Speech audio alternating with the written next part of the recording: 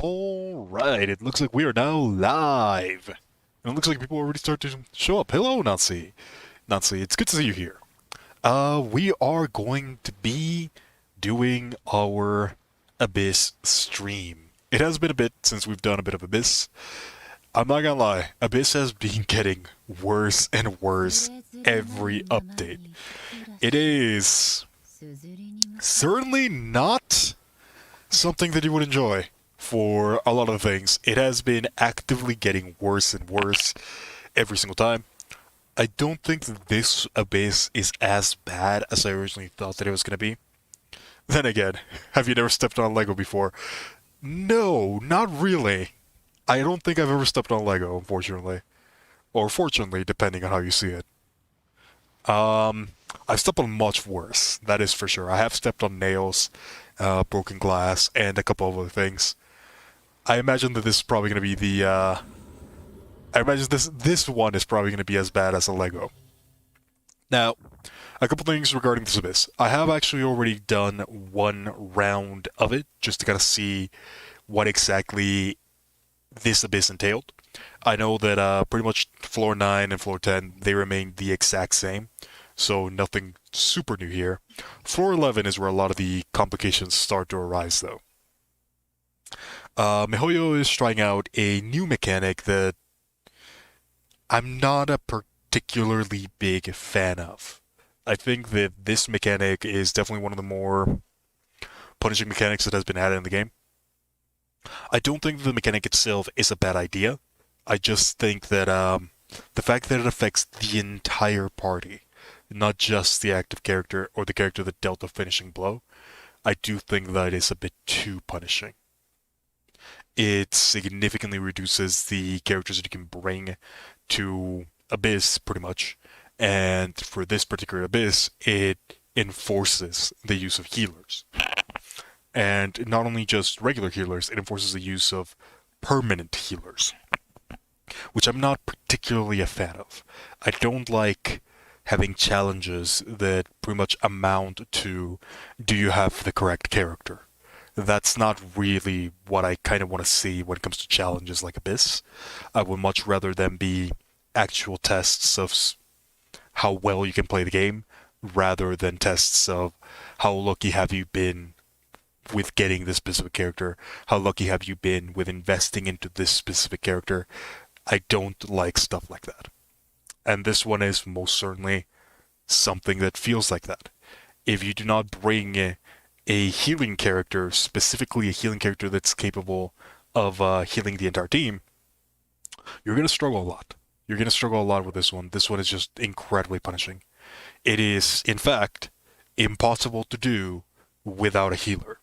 This is probably the first Abyss floor that is mechanically impossible without the use of a healer. Up until this point, we've had difficult Abyss floors that have been really, really extreme. A lot of them have been really high on the DPS scale. A lot of them have been really high on the mechanical side. But I don't think we've had a Abyss that you cannot finish unless you have a specific character. I think this is the first one where if you don't play the way that miHoYo wants you to play, you cannot beat it. And yeah, I am not a fan of this one. I think this particular floor is probably going to be the straw that breaks the camel's back for a lot of people, and I can definitely see why. It is, yeah, I already have DPS Noelle, yeah, I don't care. There's a reason why this one is, there's a reason why I have 9 stars on this one. DPS Noelle does not care. But that's kind of the thing. It's not so much about my particular experience, as much as it is the experience of everybody that's going to be coming down into this. This just restricts team building way too much. I'm not a fan of it. Not at all. Even with DPS Noelle, I did struggle a little bit. Mainly because my second team doesn't really have that much of a healer that's actively used. For a majority of my teams, my healer is actually Xingqiu, which a lot of people might look at me weird for that, but that's kind of the thing. I've gotten really good at dodging, so more often than not, I don't really need that much healing. as as healing is more than anything more of a safety net. So I only really need a small amount of it for a majority of things. This is the case where that didn't really happen. Healing is pretty much mandatory, and you need a very, very significant amount of it. As far as characters that, if you are going to be trying to do this one, you're pretty much forced to bring a character like Noelle. You're pretty much forced to bring a character like Barbara. Those are probably the two most free-play friendly characters you can accomplish. But even they require a significant amount of investment. So if you don't have those two characters at that amount of investment, this one is going to be very, very difficult. You're 100% going to need to bring two full-time healers. Diona, while she can work, you're going to need a lot of investment into her. Her take is not fast enough to keep up the whole team. You can probably keep up one or two characters on most with Diona. Bennett is just barely enough to keep a full team if you manage it properly. It is a lot of management, but Bennett can accomplish it. The main characters that I would recommend for this one are definitely Barbara, Chi-Chi, Jean, Sigh, and Noelle if you ever build. You're probably going to need a combination of these characters in one way or another. Diona can function, but you're going to need a lot of investment to healing. Bennett also functions really well, but you're going to need to play a lot of attention into him. You're going to need a lot of energy recharge as well. I do like that part, yes. I do like that they're trying to do new stuff. I don't think that's bad. It's just that this is too forceful. It really does feel like I want you to play the game the way that I see you playing the game. Don't play the game any other way. And I am not a big fan of that. Unfortunately, a lot of the new Abyss floors have kind of been like that. They've been very tailor-made in order to realistically probably sell the new character that's been going on. The only exception is probably Raiden, who during her release, the Abyss floor actively countered her in every possible way. She's probably been the only character that has been like that. Most of every other Abyss has been tailor-made for that specific character. This one is very clearly made for Kokomi. And, yeah. Well, we're just gonna have to see. We're just gonna have to see what happens. Couple tips for this one. If you do want to try it, you're definitely gonna have to keep an eye out on how quickly you kill a lot of the characters. Thankfully, at least for the first two floors, you don't need to worry too much about time. You do have a significant amount of time in order to maximize the damage that you can accomplish. So you can kind of wait out the buff a little bit and heal off in the corner. It's not impossible to do so. So you can definitely take your time with it. Definitely bring a healer. Ideally one of the ones that I mentioned earlier. And also keep in mind the Fatui Pyro Slinger. Make sure that you have a way of either killing him really, really quickly or getting rid of the shield. Because this guy can be a very big problem. If you don't take care of the shield quick enough, he will stall a lot of your time. And his damage is also not insignificant. Make sure to keep an eye out for that one. As for the last floor, this is probably one of the harder floors. You're definitely going to need some form of CCing the first half. I think the first half is probably going to be the hardest one for a lot of people, mainly because the Fatui, the cryosis mage is very difficult to deal with, and very, very importantly, every single one of the little bats they summon, they count as an enemy. So if you kill one of the bats, that also applies a corrosion stack. And both the Electrosis Mage and the Cryosis Mage, they spam summon those. It is very, very common to see probably like 12 of these things between the entire time that you take fighting these ones. The corrosion stacks really quickly as well. It can be very, very difficult to fight past these two. So If you're going to be trying for this one, I would recommend that you bring characters that can stun them almost immediately, characters that can push them off, and characters that can stop their animation. The ones that I would recommend are definitely Anemo characters. Sucrose works really well here. Ning Wong actually works really well as well, being able to use her screen to knock them off and pretty much prevent their animations from going off. Anything that can accomplish that will be very helpful here. The Pyro Agent does a lot of damage. He's probably one of the most balanced enemies in the game, if I'm being honest. I do have to say that the Pyro Agent is probably one of the better balanced enemies in the game. He's not that bad to deal with, but he does have his own particular things. Second half, Geobishop has a lot of health. Usually a lot of people at this point should be able to deal with it, especially because it's only one at a time. The large Pyro Slimes, they just have a significant amount of health. It shouldn't be that bad. The big problem here is definitely going to be the first half. This one is very, very painful. Anti-Hotel floor, yeah. This floor, it hates on pretty much everything. I think sustained characters are pretty much going to be the way to go. The way that I managed to beat it was pretty much Noelle. And Noelle with Venti, funny enough. God, I hate Venti. But even I have to agree that he is very, very helpful in situations where you have enemies like these, that you can lift them up, and that you need to deal with them quickly. But yeah. As for the big one, the one that we're going to be trying to do today, we are going to be trying to do floor 12. And floor 12 does have a lot of things that are very, very difficult to deal with. Mainly the Magokinki on the second floor, as well as the Mirror Maiden and the Cryosis Mage. And the Perpetual Mechanical Array. The Lego Hypostasis. This one is going to be painful. The reality of the matter is that this thing has over 2 million HP.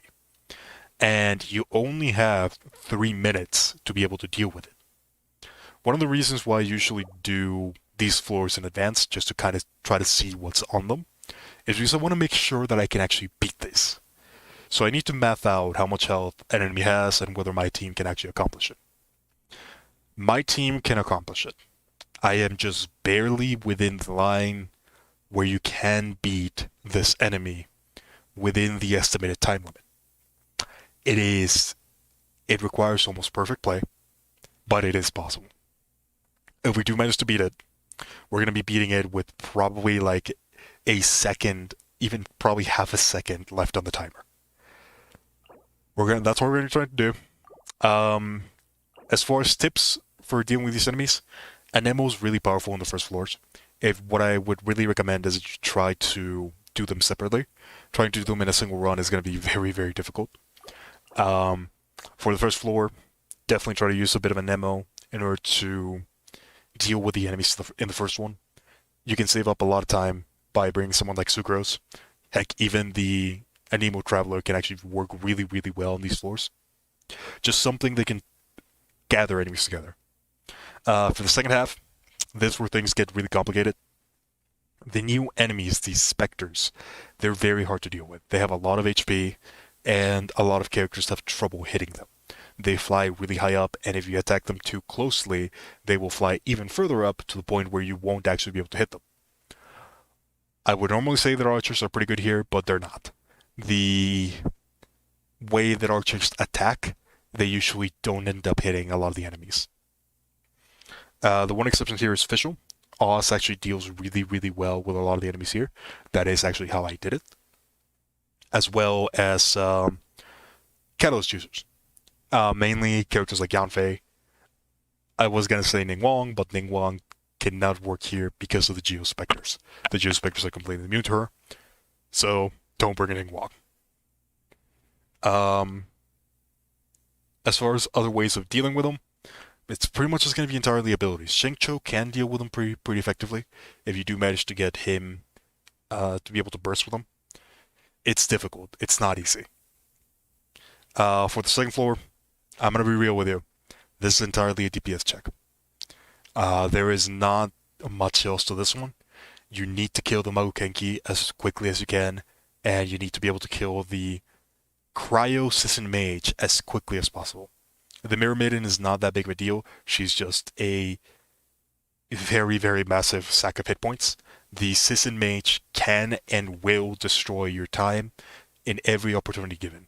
Her shield is absolutely ridiculous. I have no idea why this character is coded the way that it is, but that's the case. If you really need to, she's the one to focus on. You can focus on the Mirror Maiden later. She doesn't have as annoying mechanics as the Sisson Mage. For the last one, this is sadly just going to be another DPS check. You're going to want to kill the Ruin Guards as quickly as possible. There's 2 of them. Bringing an archer to incapacitate them can help a little bit, but only if said archer is already part of the team. If not, just brute force your way through it. There is no strategy here. This is entirely pure, raw DPS. The only realistic strategy that there can be is to make sure to save up your bursts for the mechanical array whenever it goes into the critical state. At that point, it actually takes increased damage. So that is the one thing that you can do to kind of get something extra here.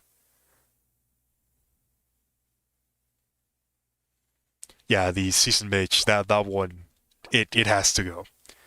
It is the number 1 target, which is something that's really sad because a lot of mechanics in Genshin, when you actually step back and analyze them, they do bring a lot of interesting situations where there has to be a bit of counterplay between you and the enemies.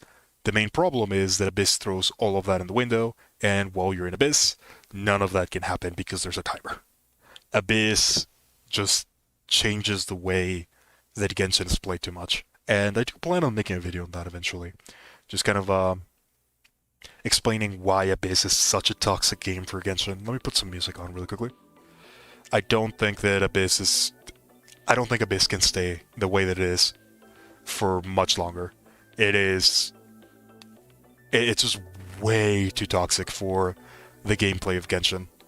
I do think that it needs a change, and I don't mean just changing the floors. I think the mechanic as a whole needs a massive change.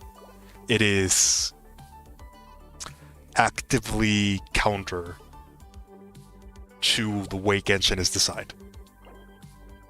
But alas, here we are. Let's see how we deal with this one. So for this one in particular, what I think I'm going to end up doing is I'm probably going to be bringing a fairly weird team. Definitely not something that you're going to be used to. This is going to be a full geo composition for the first half of the team. We're going to be bringing Noelle, we're going to be bringing Benny Boy, we're going to be bringing Ningguang, and we're going to be bringing Beidou. Good old Beidou. For the second team, this is the one that's going to be dealing with the mechanical array.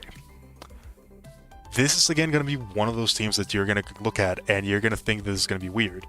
But trust me, this is the highest damage that I have on my team, period. The Pure Anemo Electro Charge team. This is the strongest team I have available right now. And while you might look at some of my characters and you might think that other teams like Daybrise centered on Xiangling might actually be better, that is not the case. Teams like Xiangling, teams like National League, they rely a lot on having perfect stats on your characters, and I just can't accommodate for that. Perfect stats are not something that I can accomplish on a significant portion of my characters. Weapons are also something that I severely lack for a lot of my characters, so it's just not that much damage in all reality. I end up getting significantly more just from having these characters right here. While Xiangling is really, really good and definitely a character that you want to invest in, for me in particular, the damage that I get from my Xiangling is just not enough to pretty much validate her use at this point in time. I am missing a good weapon for her, I am missing good stats for her, I'm just missing too many things to make it worth it. Even with Vaporize, it's just not enough damage. The maximum that I can get her with Vaporize, with Venet, with with the with resistance shred is only at around 22 per hit, 22k per hit, which is not bad. It is still a significant portion of damage, but it's just not enough. It's just not enough, especially for this particular boss. You won't hurt events, so you have a purpose of investing into your artifacts and fun overall with difficulty. I do think that is probably one better way of doing it. Rather than having Abyss be a challenge of time, I would much prefer if it was a challenge of difficulty. Something that you actually have to care about, not something that actually forces you to use mechanics. Not so much something that forces you to say, I'm going to farm for 3 or 4 months so that I can one-shot the enemies and not deal with them. I want to have to fight the enemies that are in front of me. I don't want to just say, well, there are 2 options. Do I kill him in 1 second, or do I lose? That's kind of the thing that really irks me about Abyss right now. That there's a lot of mechanics that are actually interesting. There's a lot of mechanics that are actually part of what you would call good game design. There's a lot of enemies that are counter, not to the player, but to the skill ceiling that you have. However, when you put a timer into this, all of that goes out of the window, and mechanics that would normally be conducive to a fun gameplay experience suddenly become incredibly frustrating because they're wasting time. And since the entire mechanic, the entire gameplay thing is based on speedrunning, that's just not the way that you do it. It doesn't encourage you to play the game. It encourages you to do the opposite. The way that you win in Abyss is making sure that you don't play the game. Making sure that the enemies don't get to do anything. That is how you win in Abyss. And I hate it. I do not like that at all. I want to play the game. Not just go into the game, drop Bennett Burst, and then whatever high damage power burst you have in your team. Whether it be Ganyu, Hu Tao, heck, even Raiden. I just don't like this version of this. I do think that it needs to change quite significantly. The way that I would do it is probably make it more similar to the Vagabond events. The ones where we have like vague different bosses that we have to fight without the time limit. I think that would be more conducive to a more interesting Abyss, where the challenge comes from the boss itself, from the enemies themselves, rather than from an arbitrary timestamp that's on the corner.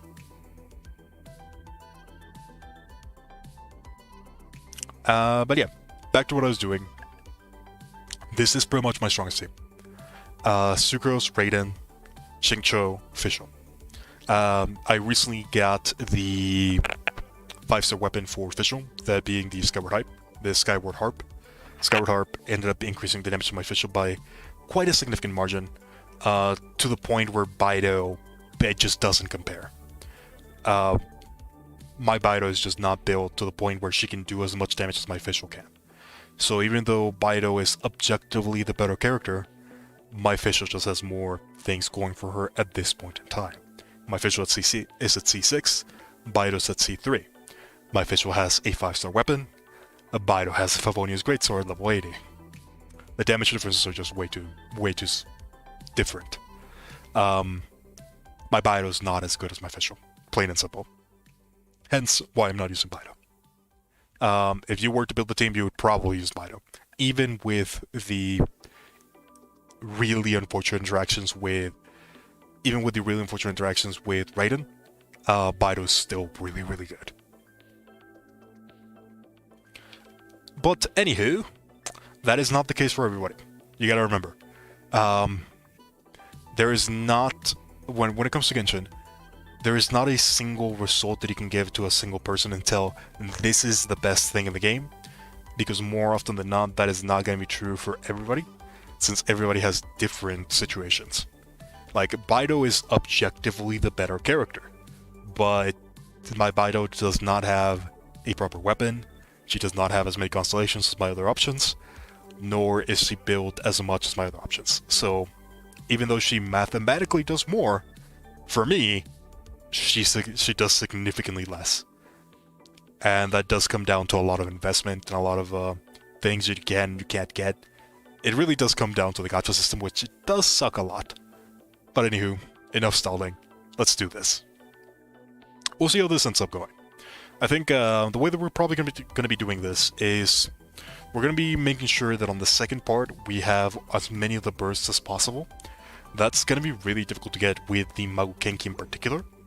But we'll see how far we can go. We'll definitely see how far we can go.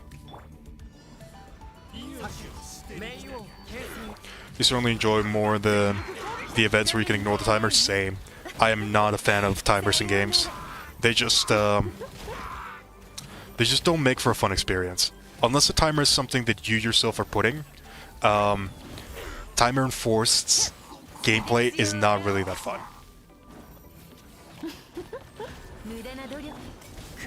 I should probably pay attention so that I don't get completely screwed over. But it should be fine.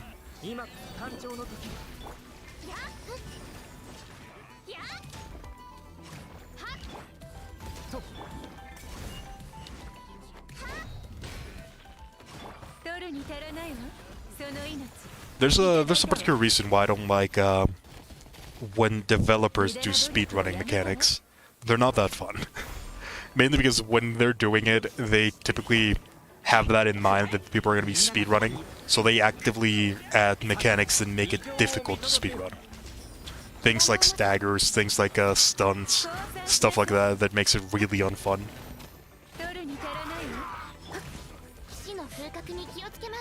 Wow, that was really unfortunate.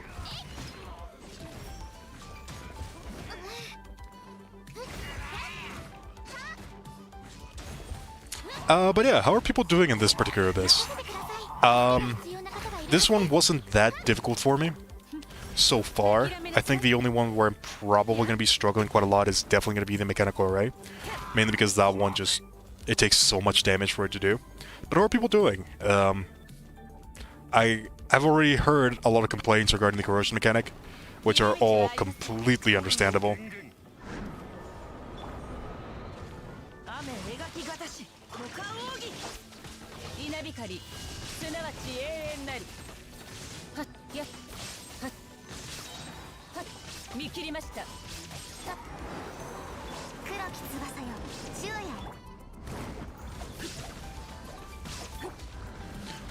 Where is that thing going? I need to kill this. It flew up in the air. That's annoying. Can I, make it so you drop down onto the ground? Yeah, there you go. You like to laugh when your friends are stuck in CC. Oh god. CC in this game is so annoying. It probably has to be like some of the worst forms of CC that you can imagine, all tiled into a single game. It's frustrating.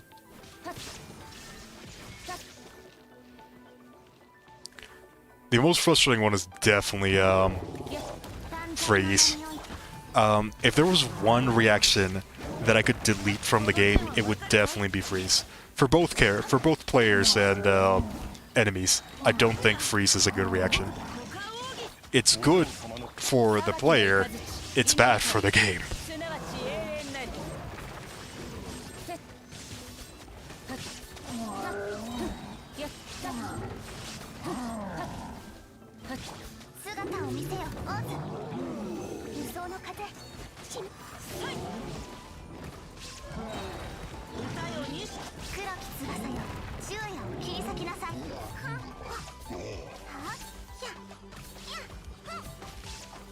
The good thing though is that I don't have to worry too much about timing because I already did a lot of the heavy lifting. So I can kind of just get a little bit lazy. I'm actually going to take this time to heal up a little bit because I did take a lot of damage. I hope CC stays so I have to laugh more. It probably won't change. It is too heavily implemented into the game for them to change it at this point. But if there was one, I would probably get rid of freeze. Or I would at least change the interactions. Now that I'm fighting these guys, I also have to say, these things are way too annoying. Like, look at that thing. I can't hit that one. with any melee character, I have to switch to a I have to switch to visual in order to be able to hit it.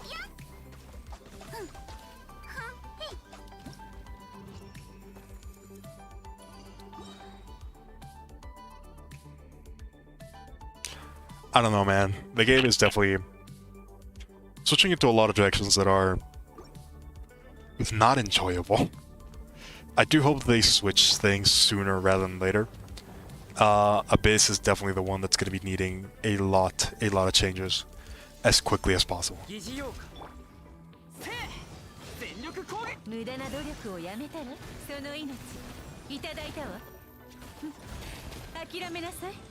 That's some pretty good damage.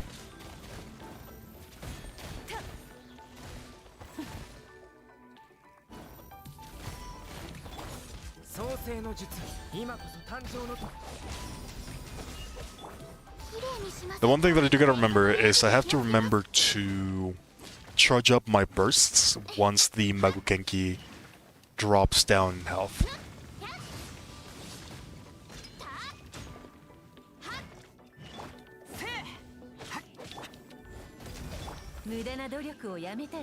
God, you're doing that thing already. So annoying.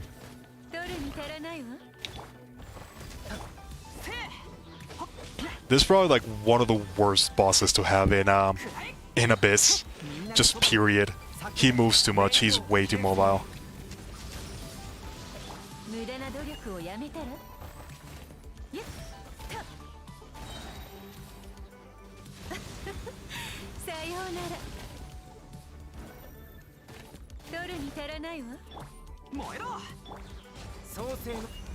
It's really doubly frustrating because I like using Ningguang a lot, and the only real way of fighting this guy is to get him stuck in the wall so that he doesn't dash all over the place. But that's really unfortunate because if I do that, it really diminishes the amount of damage that I can do with my Ningguang.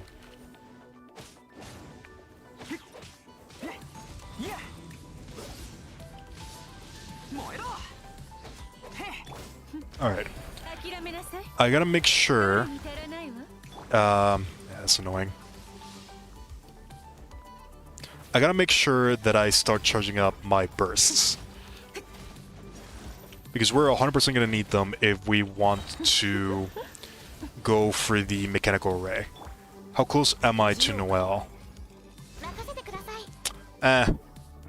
Close enough. I have Benny and I have Bennett and I have Ningguang. That should be enough. Nah, wrong one. I need to make sure that you are the one that dies. And of course you teleport out of that. God, you're annoying.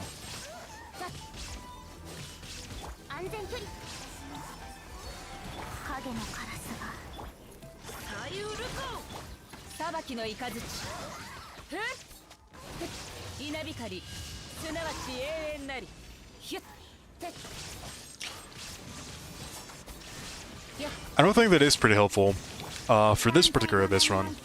I don't think it's going to be something we're going to be that's going to be remaining for long. One of the reasons why it actually feels like I'm doing a lot more damage is because of the blessing. The blessing this time around is honestly very, very powerful.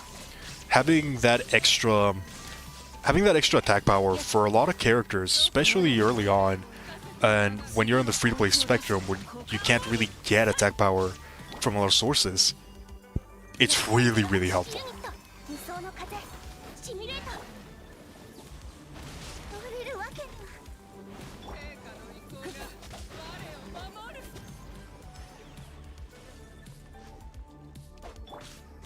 God, this late is frustrating.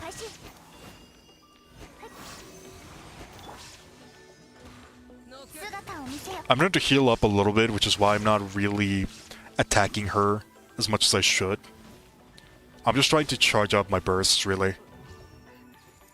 I don't think I fully charged it, but it should be... I think it should be enough. Hopefully we got enough. I don't want to reset just because we need more bursts. But, we might have to. I'm actually going to be taking that. Because I do feel like we're going to be able to keep our HP at a higher degree. So let's do that, let's do that. Drop that.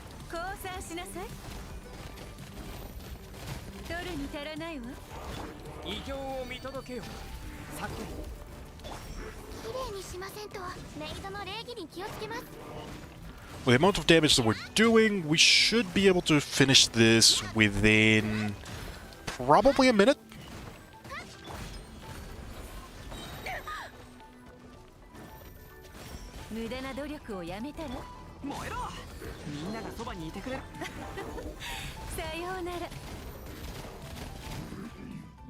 Alright, we did pretty good. That's a significant amount of time.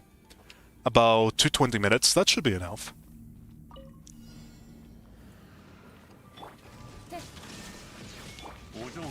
Then again, this guy really loves taking his time, doesn't he?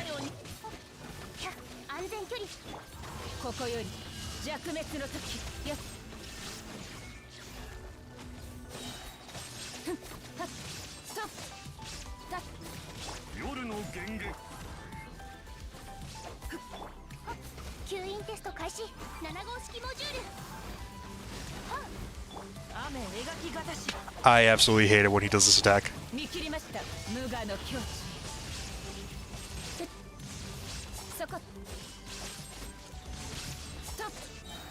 God, I don't feel like I'm doing any damage to him at all.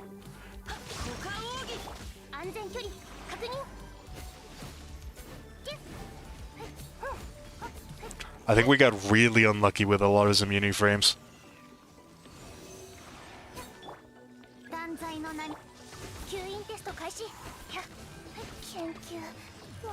And I died! Jesus Christ! This boss is frustrating beyond belief. It's not even that it's difficult, it's just it has so many annoyances.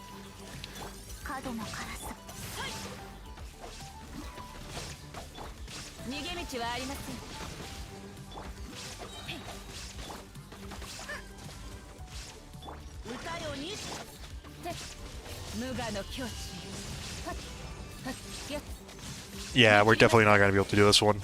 Not without Sucros. We definitely lost too much damage out of that. Unfortunate. We might have been able to do it if my Sucros didn't explode all of a sudden. I'm still going to try, because we did do a significant portion of damage, but I don't think we have enough.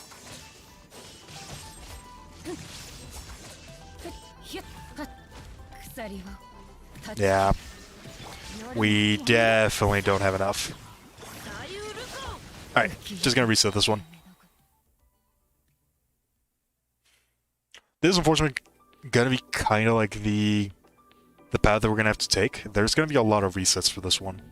It's gonna come down a lot to whether we create a specific part, whether he goes immune in specific actions.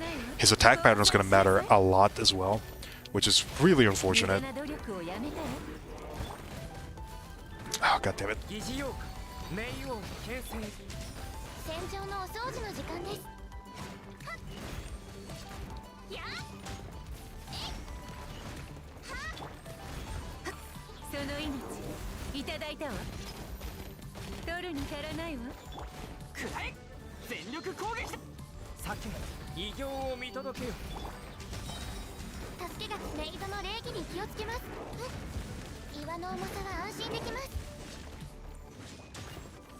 Unfortunately, gonna have less time for this one, mainly because I got hit a lot more during my switches.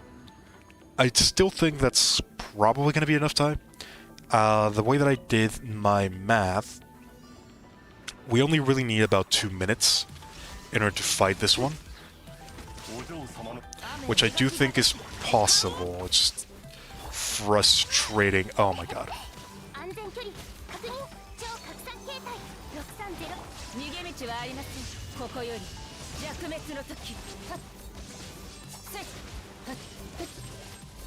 There we go, we're doing a little bit better this time around.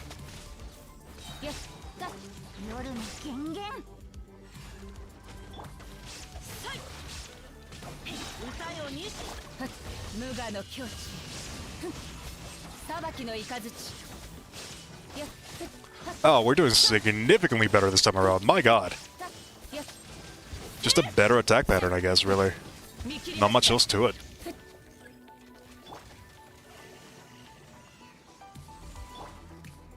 Alright, we're gonna start off this one. And what I think I'm gonna do is I'm just gonna do this.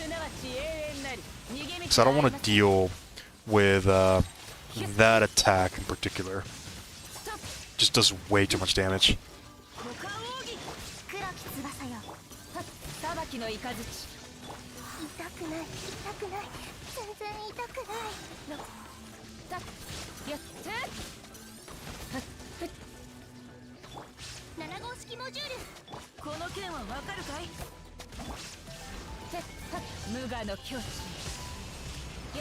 Oh man, I don't know if we're gonna have enough time. Oh, I'm lagging a lot. That's not good.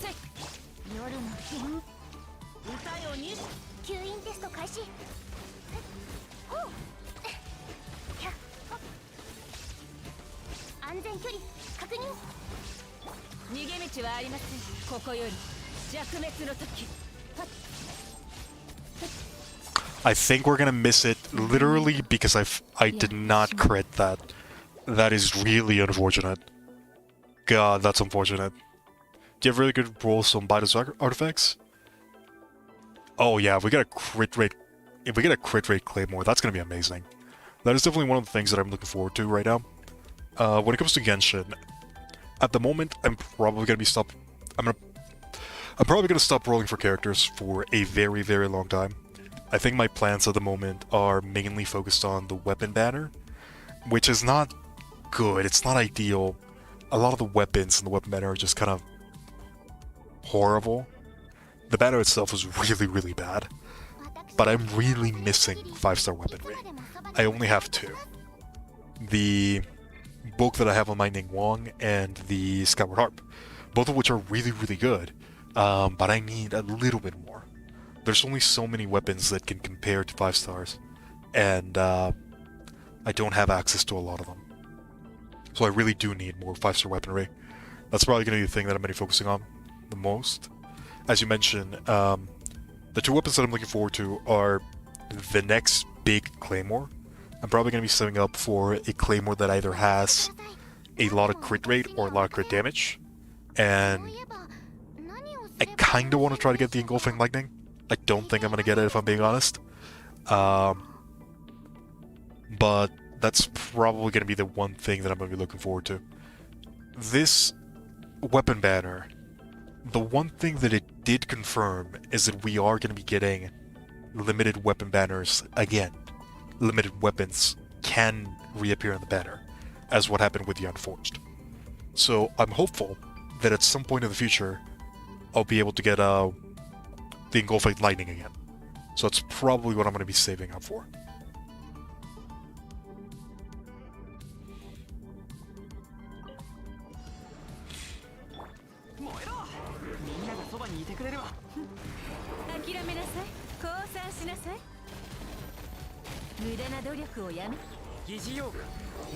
Alright, this one's doing a little bit better. We got significantly more damage off of our Benny Burst this time around.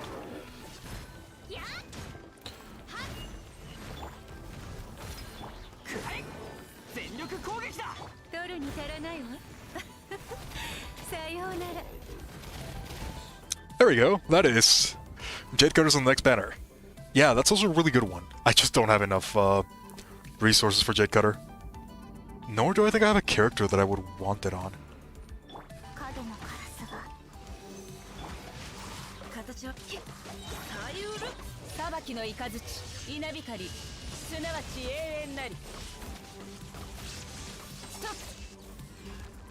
The thing that really sucks is that this one in particular depends almost entirely on which attack pattern you end up getting, which is really, really unfortunate.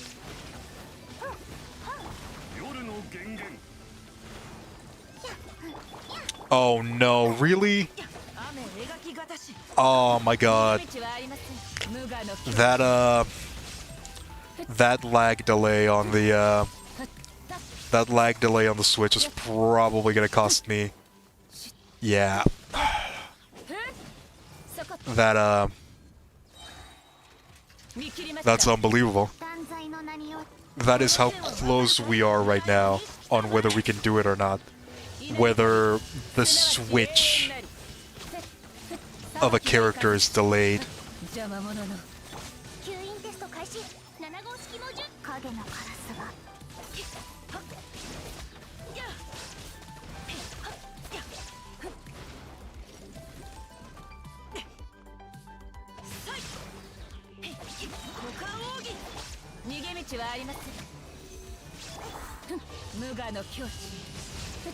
Oh, that was a pretty good crit. That crit might actually give us the damage that we needed.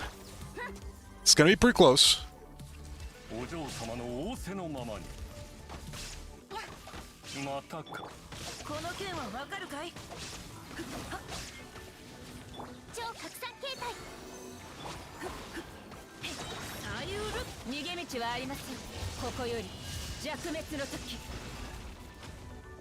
I need riding to pull big here.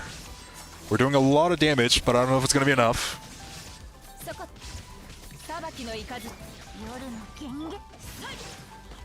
Oh, I think we got it. Yes, we got it! Man, that was so close.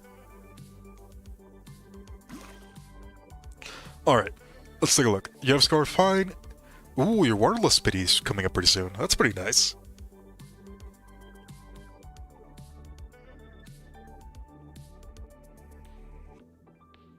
I have very few pulls for Noelle, or for the current banner. I think I'm at around like 40, and I have like 5 days remaining. I've already used pretty much everything. I don't even think I have enough to roll for a single time. Yeah, we got it. That was really close. I think that one crit at the end that hit for like 90k, that definitely did the trick. It's unfortunate because I would like to think that's because of my rating, but that is entirely because of the blessing. If it wasn't because of that blessing, my rating would not be hitting anywhere near as high. This blessing right here, this is insane. This one is just crazy.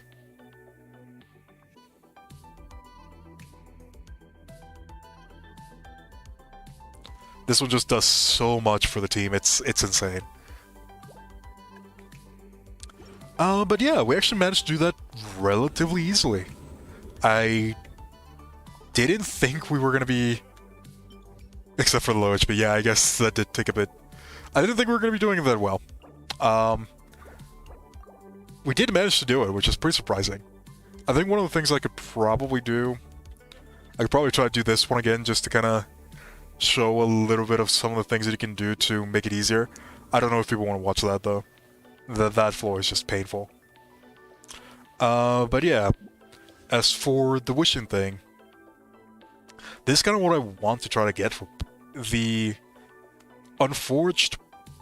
This is definitely something that I do want to talk about. So we're pretty much done with the Abyss portion. We can go a bit more into the Q&A portion. The Unforged, and pretty much all of the Geo weapons. A lot of these weapons are seen by the community as some of the worst 5-stars in the game. And, well, they kind of are. But at the same time, they're not the worst 5-stars in the game because the weapon itself is bad. They're the worst 5-stars in the game because enabling the weapon is what's difficult. A lot of the damage bonuses that these Geo weapons give, for example the Unforged in particular, the damage bonus is actually pretty significant. It is not a small amount of damage. If we take a look at it, it does increase attack by a significant amount, and attack is a very valuable stat. The main problem with it is that enabling for attack to be valuable is very difficult. In order to use a weapon that has attack as the main substat, you need to have incredibly powerful crit rate artifacts already set up, as well as this particular one, a character that can activate shields. If you don't have those two factors, these weapons can feel incredibly underwhelming.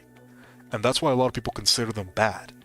Not because the weapon itself is bad, but because getting it to be good is so incredibly difficult that more often than not, it's not worth the effort. Let's take into consideration the Unforged, and let's compare with something like the Wolf's Gravestone. Well, the Wolf's Gravestone is a worse weapon if we take into account just the stats.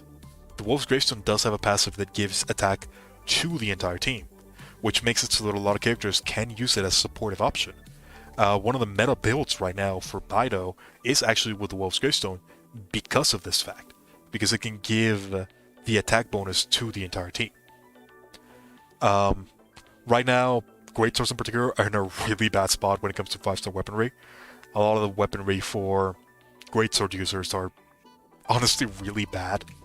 The only one that I would consider to be like a proper DPS option would be the Song of Broken Pines, but that only really applies to Eula, because she's the only real character that can take advantage of it. I guess Razor, but to a much lesser degree.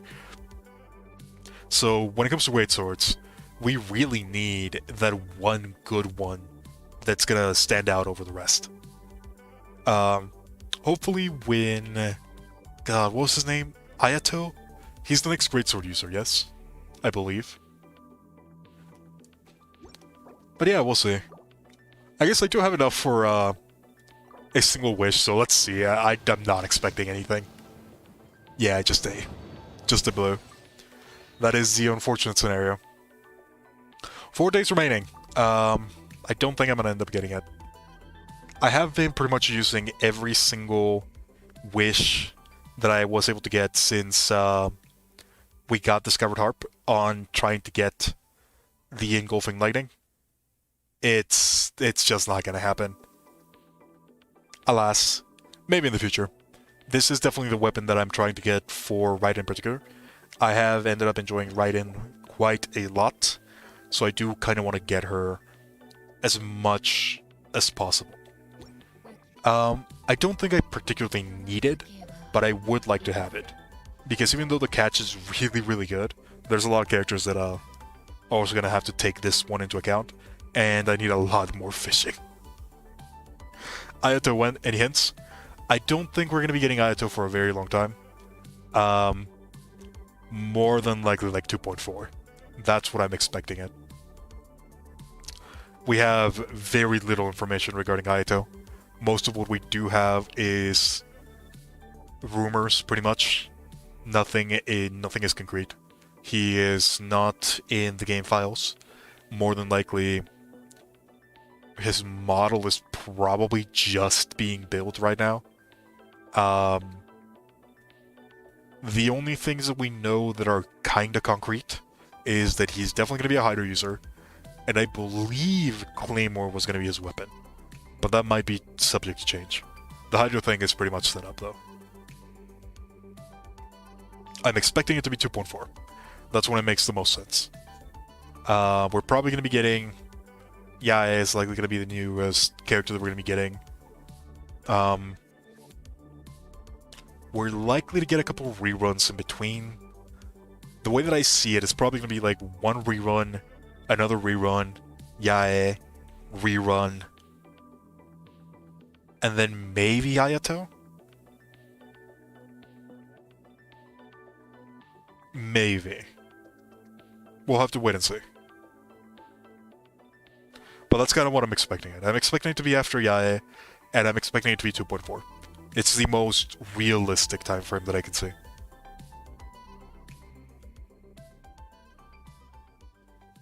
We're likely going to be getting Kokomi's next. After that, we're likely going to be getting a rerun. Whoever they choose, I don't know. That rerun is likely to have Thoma. We're likely getting another rerun after that one. Then we're going to get Yae. Probably another rerun after Yae. And then probably Ayato. That's what feels the most concise. It's also what kind of makes the most sense when it comes to story-wise. Because more than likely, Ayato is going to be the bridge for the next story arc, kind of how like Kazuha was. So they're definitely gonna want to take their time with that. Sumeru is also gonna take a while. I don't know.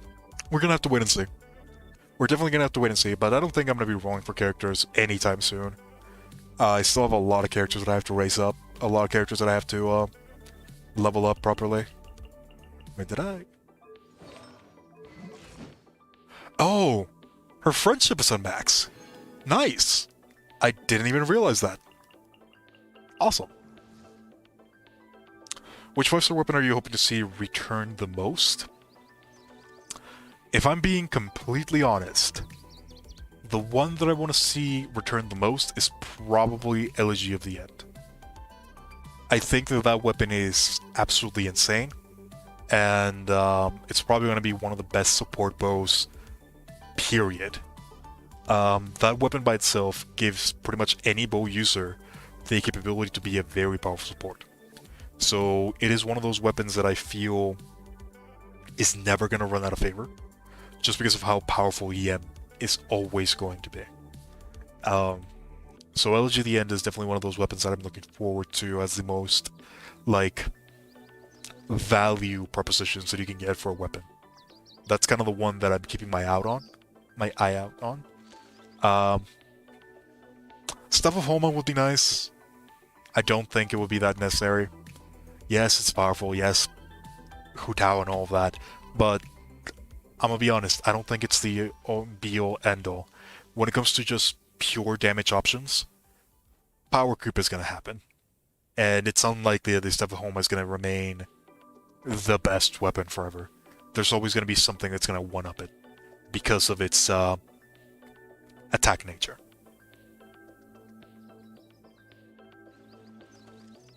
For a future C6 burst support Amber. Oh my god, don't even get me started on that one. It's actually good. That's a thing, but just listen to that sentence. That is like the most whale support you could ever get. You need a C6 Amber, one of the most difficult characters to get constellations for a 15% attack boost, and the Pyro Resonance. My god, this is like the most expensive build you could possibly do that would actually be very beneficial. Because one of the things that you could do is that you could give her this set in particular, the Nobles Light, paired with her C6, which that's already 35% extra damage bonus, and I believe what was it? No, this is just for her. Never mind. The C6 Elegy of the End support Amber. Probably the most expensive support in the game. For something that a lot of characters accomplish with this.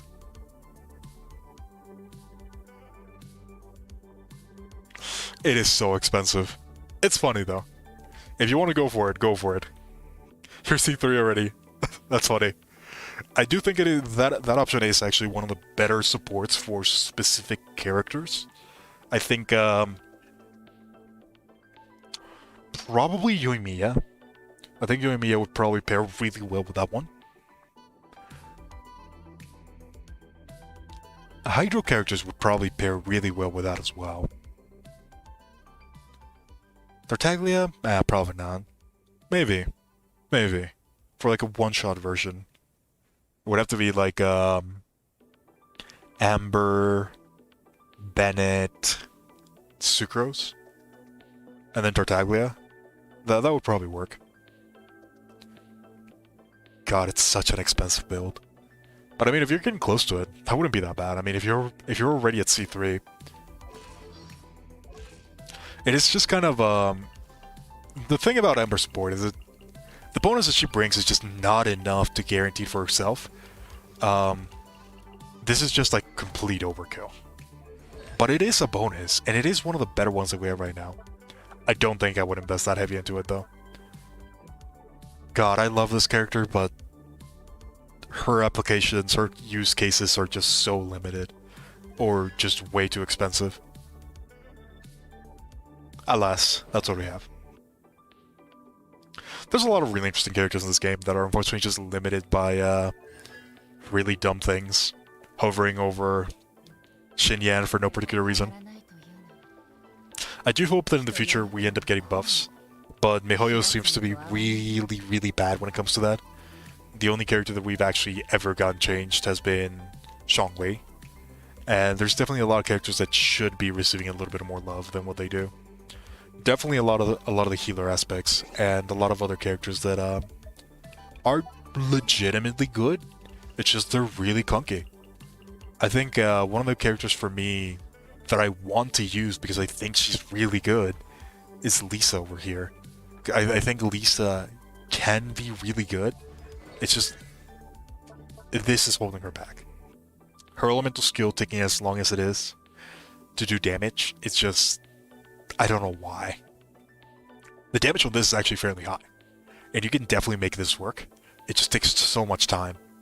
If it didn't take as much time as it does, Lisa should be really powerful, but she just isn't. It's just about clunkiness, really. You can still make it work, though. This ability right here is incredibly powerful. Lighting Rose reducing defense, Lighting Rose itself actually dealing a significant amount of damage when it comes to the tick percentage, because it can tick a significant amount of times. Violet Arc having incredibly high scaling that makes it really conducive to resistance shred teams. Lisa should be incredibly good, but just she's so slow. That's kind of the thing that really holds her back. And it does get a little bit better when you get like pulsating witch. Heck, even plasma eruption is really good, but that's just like a constellation problem, and we come back to the same problem with usability. If you need the C6 of a character for the character to be good, then that's a problem with the design of the character, not so much with you using the character. Sadly, there's just a lot of characters like that. Characters that are really restricted by just their constellations, really. You hate to see it, you hate to see it. But alas, with that out of the way, I do think we're probably going to be ending the stream relatively soon. I think we might just be ending it right now. There's a couple things that I do want to work on. I'm going to be trying to get that... I'm going to be trying to get a video out for tomorrow. Hopefully it'll be done tomorrow. We'll have to wait and see. I am planning on making a lot of videos in the upcoming weeks. Hopefully I'll be able to. But with that out of the way, if you enjoyed, thank you very much for watching, and I hope we'll see you next time. Portals out.